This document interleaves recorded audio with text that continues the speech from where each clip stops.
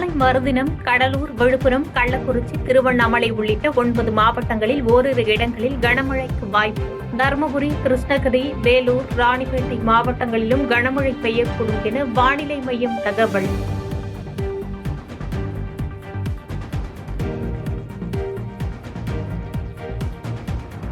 யாருடன் கூட்டணி என்பது குறித்து 3 மாதங்களில் முடிவு செய்யப்படும் என்று ராமதாஸ் பேட்டி.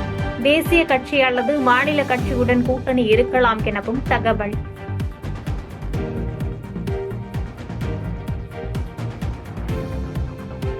ரயான் நூல்கள் உயர்வால் விசைத்தறியாளர்கள் பாதிப்பு. 30% உற்பத்தி குறைப்பு. சர்வதேச நிலவரத்தில் நூல் விலையை நிர்ணயிக்க அரசுக்கு கோரிக்கை.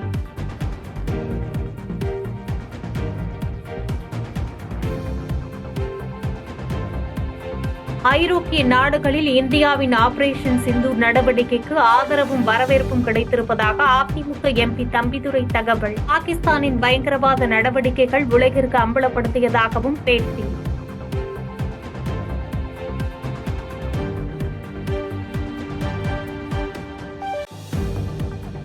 மதுரை மீனாட்சி அம்மன் கோயிலில் மத்திய உள்துறை அமைச்சர் அமித்ஷா வழிபாடு. கிழக்கு கோபுர வாசல் பகுதியில் பக்தர்களுக்கு தடை விதிப்பு.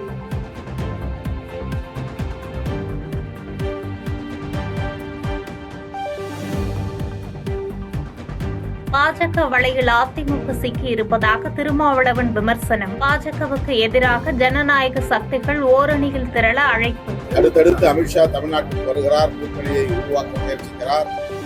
அதிமுக மட்டுமே பாஜக வலையில் சிக்கியிருக்கிறது. வேறு எந்த கட்சியும் இன்னும் அதற்கு உடன்படவில்லை. ஆகவே எதிர்கட்சிகள் ஒருங்கிணைந்து ஒரு கூட்டணி வடிவத்தை கூட இன்னும் பெறவில்லை என்பதுதான் இந்த நிமிடம் வரையில் இருக்கிற யதார்த்தமான உண்மை. முருகனை வைத்து அரசியல் செய்கிறது பாஜக. உத்தரப்பிரதேசத்தில் ராமர், கேரளாவில் ஐயப்பனை தொட்டவர்கள் தமிழகத்தில் முருகனை தொட்டிருப்பதாக நாம் தமிழர் கட்சி தலைமை ஒருங்கிணைப்பாளர் சீமான் குற்றச்சாட்டு. முருகன் அதுக்கப்புறம் அவன் பேரை என் முகந்தான்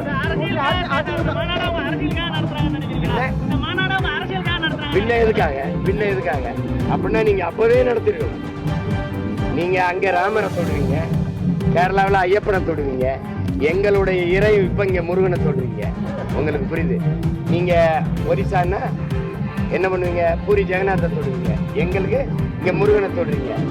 இதுக்கு ஏமாற கூட்டம்னு நீங்க நினைக்கிறீங்களா? கிளாம்பாக்கம் பேருந்து நிலையத்திலிருந்து 4ஆம் தேதி முதல் இன்று அதிகாலை வரை சுமார் 6 லட்சம் பேர் சொந்த ஊர்களுக்கு பயணம். நேற்று இரவு மட்டும் 1.5 லட்சம் பேர் பயணித்ததாக அரசு விரைவு போக்குவரத்து கழகம் தகவல்.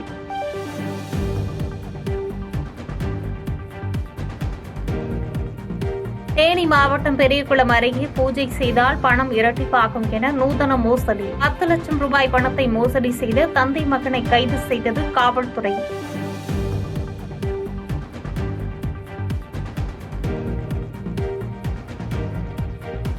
நீர்வரத்து சீரானதால் குற்றாலம் அருவியில் குளித்து மகிழும் சுற்றுலா பயணிகள். மெயின் அருவியில் குறைவான தண்ணீர் கொட்டுவதால் பெண்கள் ஏமாற்றம். தமிழகத்தில் அடுத்த 2 ஆண்டுகளில் மேலும் 18 சுங்கச்சாவடிகளை அமைக்க மத்திய அரசு முடிவு. தேசிய நெடுஞ்சாலைகளில் 96ஆக உயர்கிறது சுங்கச்சாவடிகளின் எண்ணிக்கை.